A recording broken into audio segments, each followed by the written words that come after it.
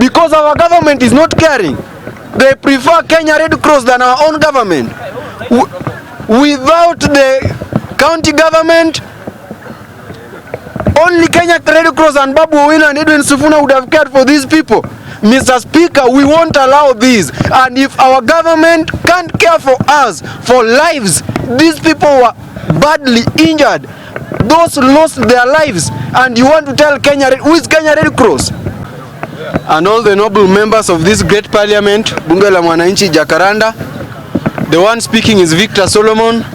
Kwanza kabla nichangie mada, allow me send my condolences to the victims of the Embakasi fire outbreak. I'm sorry to the families which lost their loved ones. Even those who are still ailing in different hospitals, my prayer is to wish you quick recovery.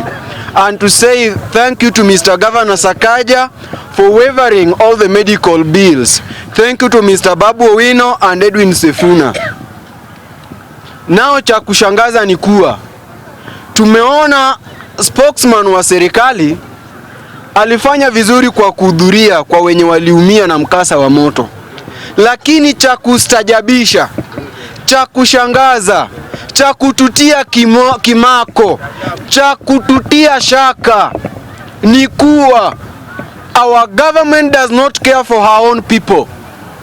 Even the government spokesperson stood boldly in a public forum talking to the Kenyan Red Cross to care for these victims without the national government offering anything to these people. What does that show to us, the common citizens of this great nation? Then if it's so, let the Kenya Red Cross be our government. Because our government is not caring. They prefer Kenya Red Cross than our own government. Without the county government, only Kenya Red Cross and Babu Owino and Edwin Sifuna would have cared for these people. Mr. Speaker, we won't allow this. And if our government can't care for us, for lives, these people were badly injured. Those lost their lives. And you want to tell Kenya, who is Kenya Red Cross? Even during the El Nino, we saw Kenya Red Cross giving aids. County governments were giving aids. And even the national government. Why not the victims of these very people who got injured? Hata wakuwa wafanyikazi kwa hii kampuni, hata wakuwa wafanyikazi ni majirani. Number one, serikali yetu inalala. Cha kushangaza ni kuwa washatuambia hii kampuni imeteketeza, imetumiza, imepoteza maisha, haikuwa halali, haina cheti. Then there is something somewhere. Something is amiss somewhere. And we must wake this government, this sleeping government. Our president is outside the country, silent. Even if the government spokesperson was sent, we have even the state house spokesperson. Mbona hakuongelea hii mambo? Mr. Rais, kama umechoshwa kazi, tuambie mapema. If you prefer Red Cross, nasema Red Cross mjitayarishe, mtuongoze, because nyinyi ndo mnajali maisha yetu.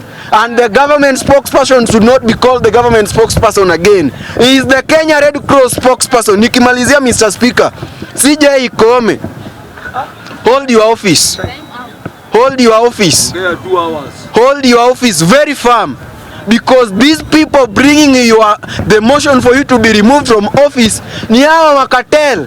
They keep on singing the song of cartel, and they have not mentioned any.